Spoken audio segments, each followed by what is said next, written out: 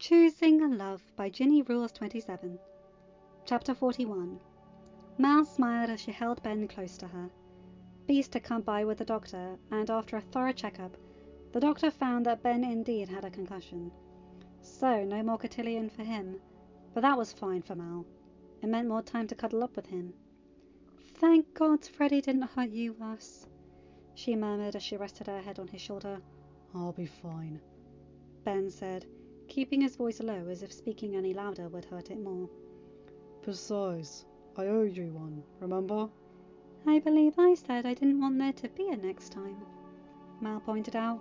"Besides, you don't owe me anything, Ben. Like you said, it's you and me. We're a team." Ben gave her a small smile. "So, wait, I just want to double check. You really said yes?" "Got the ring to prove it," Mal chuckled, holding up her hand so that Ben could see the engagement ring resting proudly on her ring finger. Ben grinned. "Do you like it?" "I love it, Ben. I love you. I'd have agreed to marry you, ring or no ring," Mal said gently. "Seeing you on the deck earlier, I've never wanted the titles or the jewels. I want what my parents have, what your parents have. I want that, and I want it with you." "And you'll always have me," Ben said gently. Mal gave him a sad smile as she heard that. She knew there would be a time when she would have to say goodbye to Ben. But she didn't want to think about that, not when she was the happiest she had ever been. "You know, I asked for your parents' permission," Ben said with a small chuckle.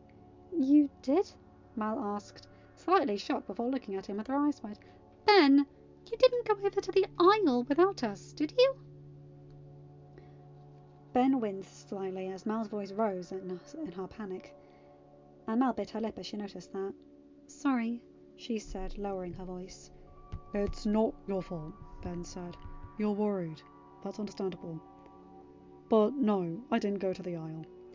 Your mom took me to her portal, and I asked both her and your dad. Your dad provided the jewel for the ring, too." "I'm not surprised," Mal chuckled as she looked at the jewel. "You know, if dowries are a thing, he'll consider that as a challenge to show up your dad."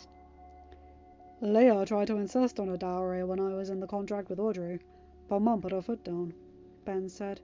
"She likes to say that if she married my dad without a dowry, then it would be hypocritical of her to expect anyone I marry to have a dowry."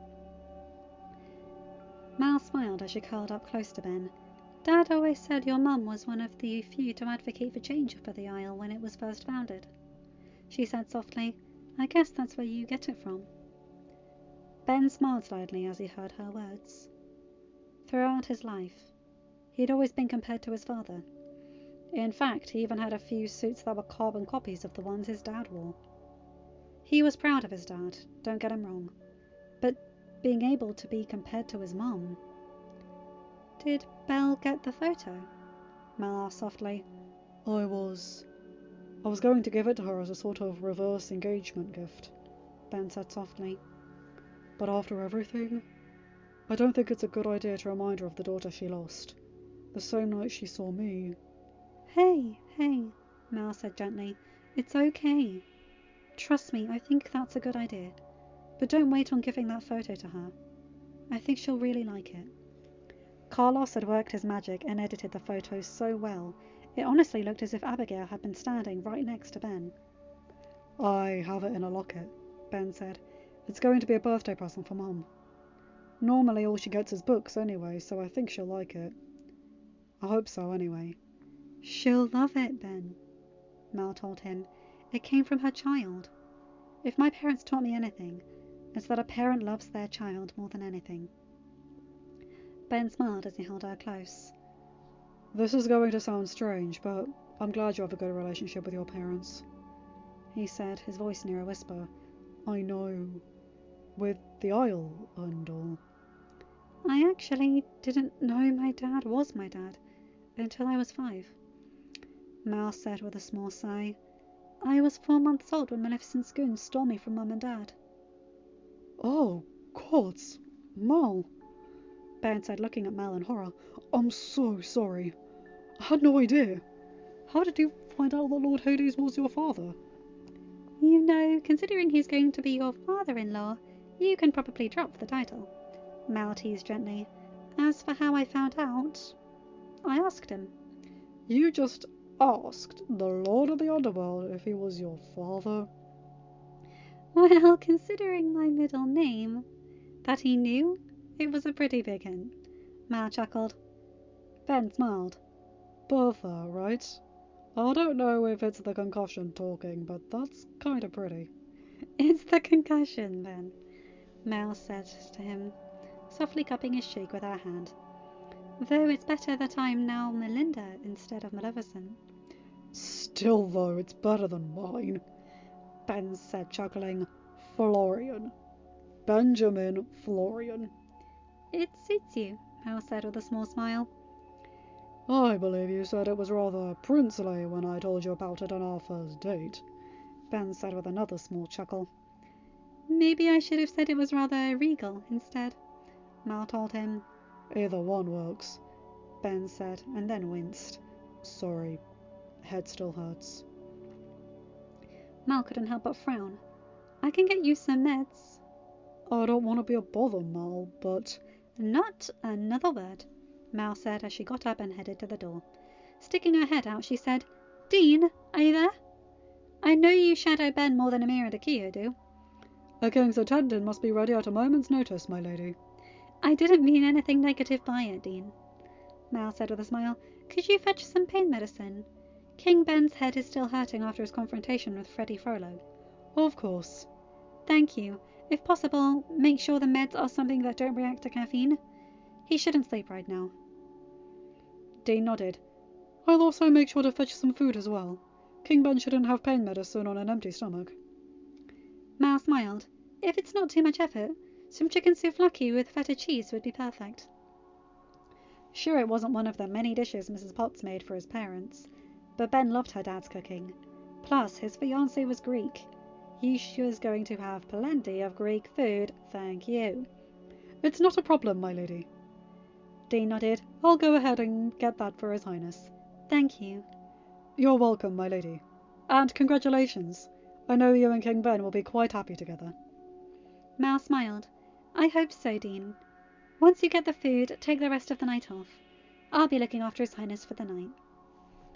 Sure, she wasn't Ben, but Dean shouldn't run himself ragged. Not tonight. If you're sure, my lady, Dean said, giving her a small bow.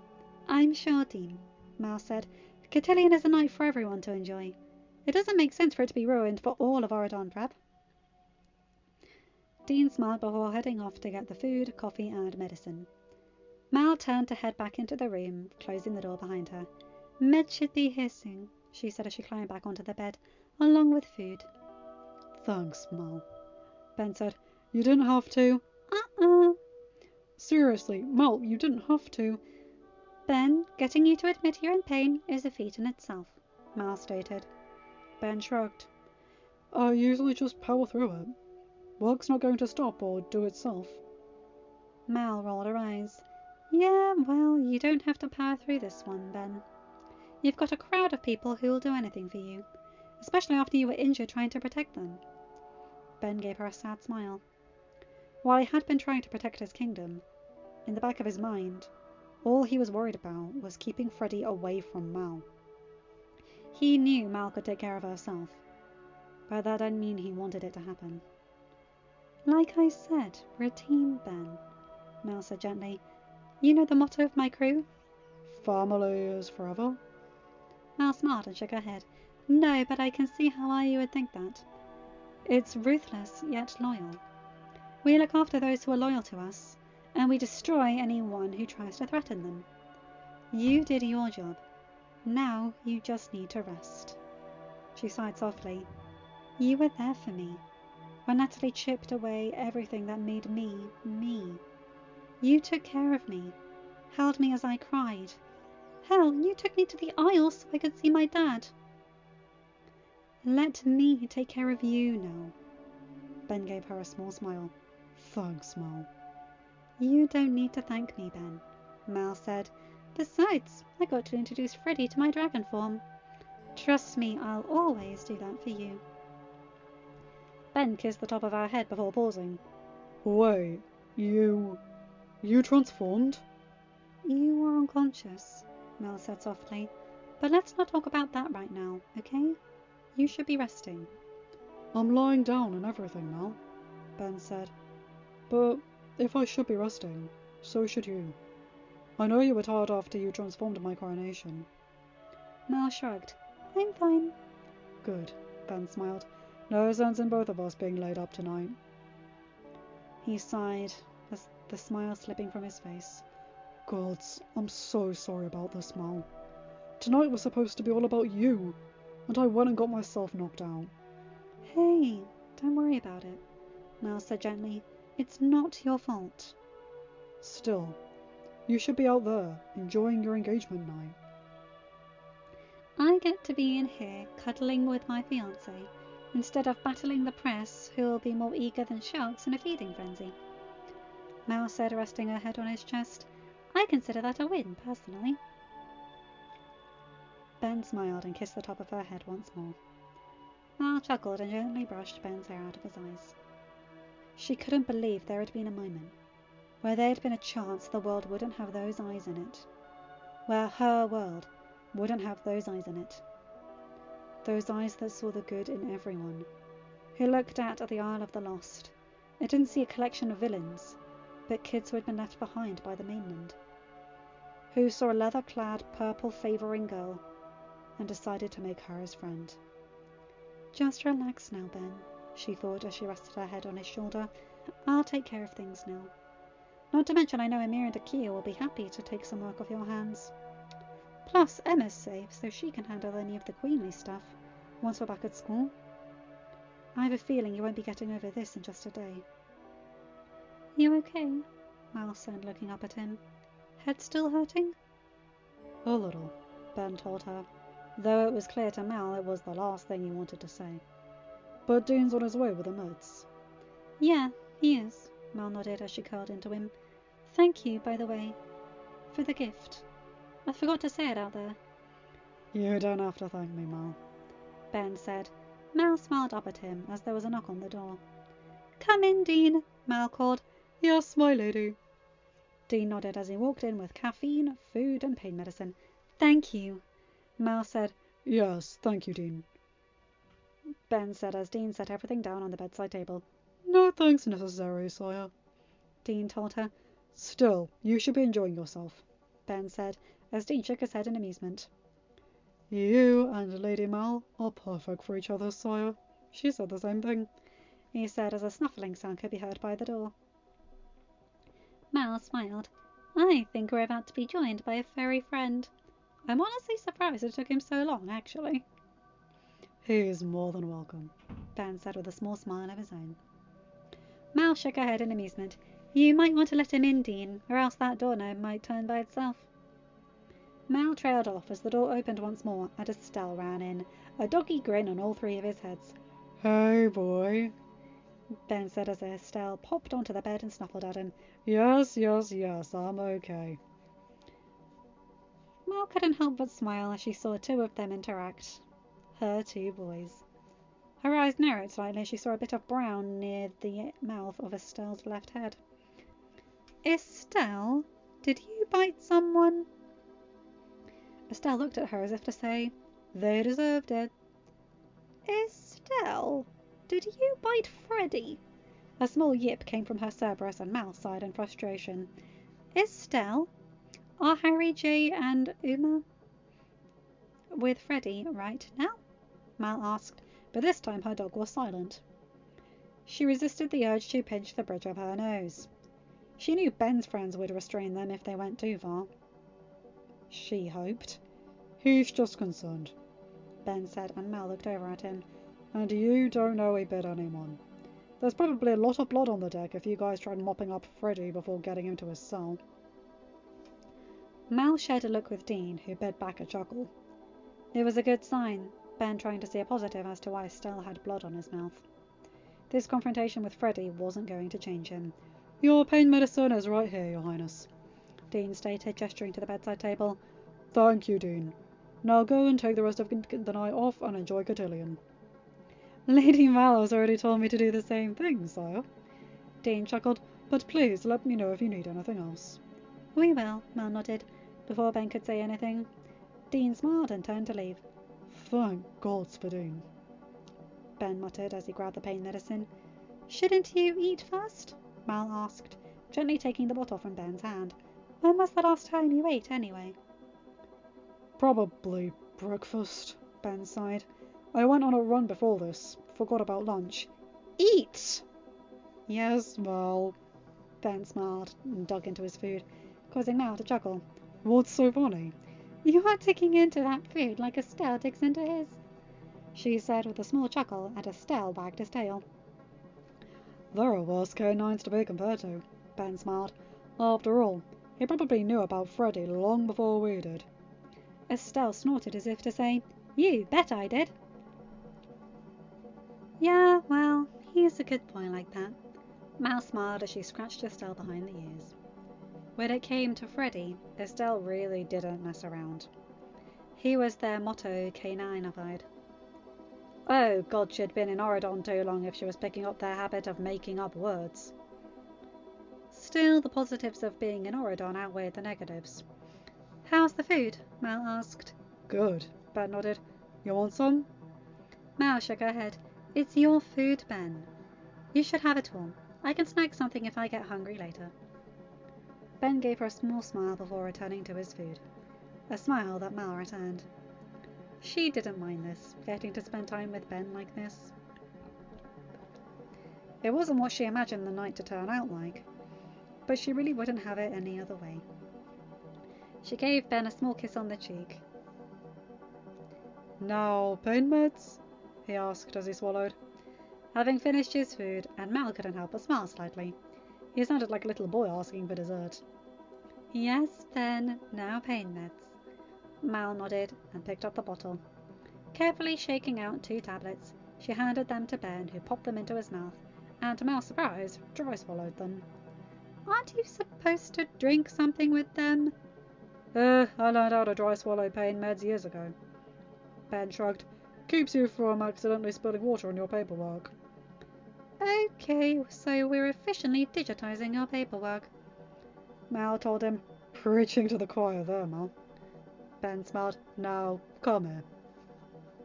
He gently pulled Mal to him and wrapped her up in his arms. Mal sighed contentedly as she rested her head on his chest. Estelle pressed himself against both of them. Ben smiled and kissed the top of Mal's head. Hey, did I mention how much I love you? Mal couldn't help but giggle slightly. I love you too, Ben. And she truly did love him. So much. Let me know if you need the lights to be dimmer, Mal said, keeping her voice low, in order to avoid a headache for Ben, as Estelle gave him a gentle lick to the hand. Ben made a small noise of what Mal assumed to be agreement, and Mal smiled. This isn't so bad, huh? Other than the slightly throbbing in my head? Nope. Spending time with you is never a bad thing, Mal. Mal chuckled slightly. Well, good, because you're stuck with me, she said softly, as she held up her ring again. Wouldn't have it any other way. Me neither, Mal said. They smiled at each other, each of them scratching Estelle behind the ears of one of his heads. This truly was a great way to spend the evening. Just them. And Estelle, of course. He likes you, Mal told Ben. I'm glad, Ben said. Your dad said that was one of the conditions to getting his approval for me to propose. What were the other conditions? Mal asked. That we don't actually get married until we're 20, and that if I ever hurt you, there's no punishment my soul won't know. Mal shook her head. Honestly, I'm surprised there weren't more conditions. You know, his little girl getting engaged and all that stuff. Still, I'm in favour of waiting. You are? I'm going to have to learn how to be queen, Ben, Mal said. Plus, as much as I love you, I'm not comfortable becoming a mum before I'm 20 anyway. Which you know people will be asking about if we got married before then. Ben paused, as if he hadn't even considered that. That is an excellent point, Mal. I love you too, but becoming a dad before I'm even 18, I couldn't do that to a kid. Besides, having more time to plan the wedding means less stress, right? Right, Mel nodded, before deciding to change the subject. Got any ideas as to who you're picking for your best man? Chip. Right out of the gate, huh? Ben chuckled. I know you were expecting me to say Amir or Akio, and they'd be my groomsmen if they said yes, of course. But Chip's my brother. He's always been there for me. I can't think of anyone I'd rather have. Mel smiled as she listened to him talk. I'm sure he'd be honoured, Benny. What about you? Any thoughts on maid of honor? You just asked me tonight, Ben. Mel chuckled. Besides, we didn't exactly spend our childhoods dreaming about our weddings on the aisle. But if I had to pick, Uma. She's been my best friend for as long as I can remember. I know she's my cousin, but she's the closest thing I have to a sister. I'm sure she'll say yes. Ben said, not if it means getting into another prissy dress. Mel shook her head with a small smile. We'll cross that bridge when we come to it, Ben said, holding her close as he leaned his head down to whisper in her ear. Besides, I'm sure Harry could get her to say yes, even if she ended up being particularly stubborn. So, you see it too? Well, I'm pretty sure Estelle sees it. Ben chuckled as the two of them curled up, content to spend the rest of their night in the best place they could be, wrapped up in each other's arms with a Cerberus for company. End of chapter. Hi guys, hope you enjoyed that one because oh my god, my heart's melting. That was so flipping cute. Them just cuddled up with Estelle next to them, making sure everyone's okay. Oh, I love it. So sweet. Just a lovely couple moment. Anyway, you guys know the drill. Like, comment and subscribe and hit that bell to get notified for whenever I upload a new video. Have a good day, night or whatever time zone you're in. Bye my guys, gals and non-binary pals. I'll see you in another video. Take care.